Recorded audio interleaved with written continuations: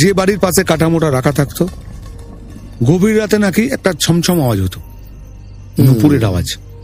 এবং এরকম দেখাও গেছে গঙ্গা থেকে, মানে ওইখান থেকে একজন মহিলা লাল কাপড় পরে গঙ্গার ধারে চলে যাচ্ছে কাঠামো থেকে। মানে আমরা এই জন্য বলি লক্ষ্মী পুজোর যেদিনকে কাঠামো পুজো হলো, মা নৈহাটিতে এসে গেছে না, আমরা তবে থেকেই মায়ের আরাধনা শুরু করে দিই। এবং ওই দিন থেকে আমাদের একদম আলাদা সিস্টেমটাই আলাদা হয়ে যায়।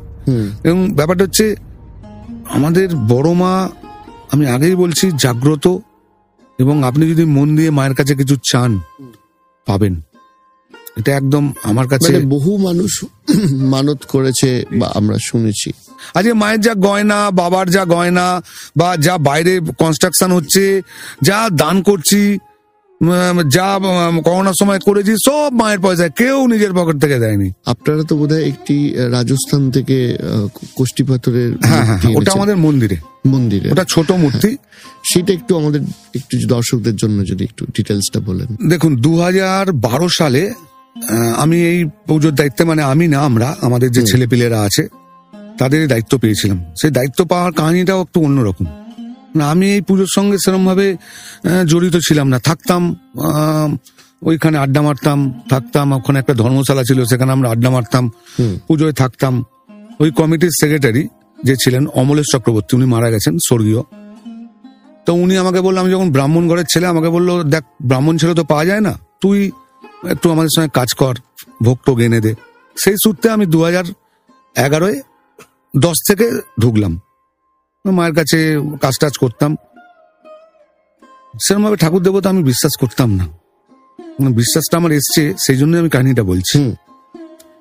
এবার আমি খুব ঘুরতে ভালোবাসি, পাহাড় টাহাড়ে ঘুরতে ভালোবাসি। আমার ওই বছর অমরনাথ 3 বার হচ্ছে, ওই বছর এখনো পর্যন্ত আমার 7 বার হয়ে গেছে অমরনাথ দর্শন।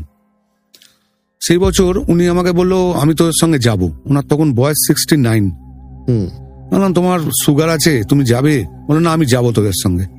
আমি হেলে কাজ করতাম, আমি করতে পারিনি, যেতে পারিনি। আমি কাশ্মীরে অনেকবার পোস্টিং হয়েছে, আমি যেতে পারিনি।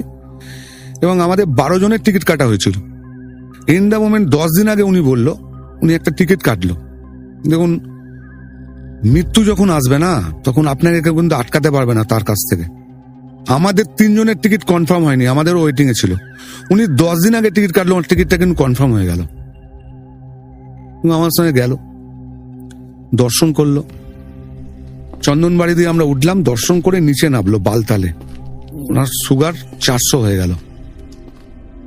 মিলিটারিটা ওনাকে ধরে আসছে না। 2 দিন পর উনি নেমেছে, আমরা নাবার 2 দিন পর। আমার তো মনে হচ্ছে উনি মারা গেছে ওপরেই, কিন্তু না, বেঁচে নামলো উনি। এবং 400 ওপরে সুগার। ওনাকে বেস ক্যাম্পে রাখা হলো। কি বলবো, ওই দিন রাতে আমাদের 13 জনের মধ্যে 12 জন অসুস্থ। একা আমি ওনাকে দেখাশোনা করছি, একা আমি সুস্থ। আর সবাই, কাউর বুকে ব্যথা, কেন অক্সিজেন প্রবলেম হলে জানেন তো বিভিন্ন রকম প্রবলেম হয়। কেউ শ্বাস নিতে পারছে না, একটা ক্যাম্পের মধ্যে সব জুড়ি সুড়ি হয়ে চলে আছে, পরের দিন বেরিয়ে যাব। কিন্তু রাতটা আর কাটলো না। রাত্রির 2:30টার সময়, আমি বলছি এই গল্পটা, আমার নিজের এখন কাটা দিচ্ছে গায়ে। রাত্রির 2:30টার সময় একটা ভদ্রমহিলা মানে উঠতে গিয়ে বলছে যে অক্সিজেন প্রবলেমের জন্য উনি কি পাগল হয়ে গেছে। 5 জন পোর্টার ওনাকে ধরতে পারছে না, এবং ওনার গায়ে ইঞ্জেকশন পুশ করছে। উনি কোনো সান নেই, মানে উনি শুচ্ছে না। ঠিক যেখানে আমি বসেছিলাম, দেখুন আমার এখনো গায়ে কাটা দিচ্ছে, ঠিক অপোজিটে ভদ্রমহিলাটা বসলো, এবং চোখটা পুরোটাই ওনার কালো হয়ে গেছে, পুরো চোখ। সাদা ব্যাপারটা, আমাদের যে সাদা ব্যাপারটা থাকে না, নেই। যেটা আমি মাকে যখন বরণ করতে উঠি, বড় মাকে বরণ করতে উঠি, আমি উঠি, আমাদের রীতি হচ্ছে ছেলেরা বরণ করবে। আমি যখন মাকে বরণ করতে উঠি না, আমি মায়ের সামনে গিয়ে সেই রূপটাই আমি দেখতে পাই। এবং উনি এতটাই মায়ের প্রতি ইয়ে ছিল, উনি ওইখানে মারা গেল ওই দিন সকালবেলায়, ভোরবেলায়। এবং আমি যখন সকালবেলায় 5-10 মিনিটের জন্য আমি শুতে গেছি, আমি শোয়ার যে চোখটা একটু মুড়েছে, আমাকে বললো, উনি, ওনার নাম ছিল বোকা, আমরা বোকা কাকা বলতাম। উনি হট করে আমাকে বললো যে উনি পড়ে গেছে। আমি দৌড়ে দৌড়ে গেছি, আমি 10 মিনিটের জন্য কিন্তু বেরিয়েছিলাম। গিয়ে দেখি যে সিটটায় মহিলাটা বসেছিল, সেই সিটটায় উনি, ওনার সিট চেঞ্জ হয়ে গেছে। আচ্ছা। এবং দেখি অক্সিজেনটা লাগিয়ে রেখেছে ওখানকার লোকেরা, কিন্তু আমি ওনার চোখ তুলে দেখলাম, আমি বুঝতে পেরে গেছি ওনার চোখ স্থির, উনি মারা গেছে। এবং সেই সময় আমি ওনার 12 জনকে পাঠিয়ে দিলাম, তোরা চলে যা, আমি নিয়ে যাব।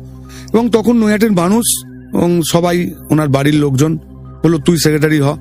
সেই আমার যাত্রা শুরু। 12 থেকে যাত্রা শুরু। এবং তারপর থেকে আমি নিজেকে অনেক চেঞ্জ করে দিয়েছি, অন্যরকম ছিলাম, নিজে চেঞ্জ করে দিয়েছে বড় মা আমাকে। তারপরে 2014 সালে যে ধর্মশালাটা বললাম সেটা মন্দির করলাম আমরা। আচ্ছা, ওখানে মানে সব ভুলভাল কাজ হতো, মানে লোকজন, মানে একটা জায়গা, একটা অসামাজিক জায়গা ছিল, সেটা মন্দির হয়ে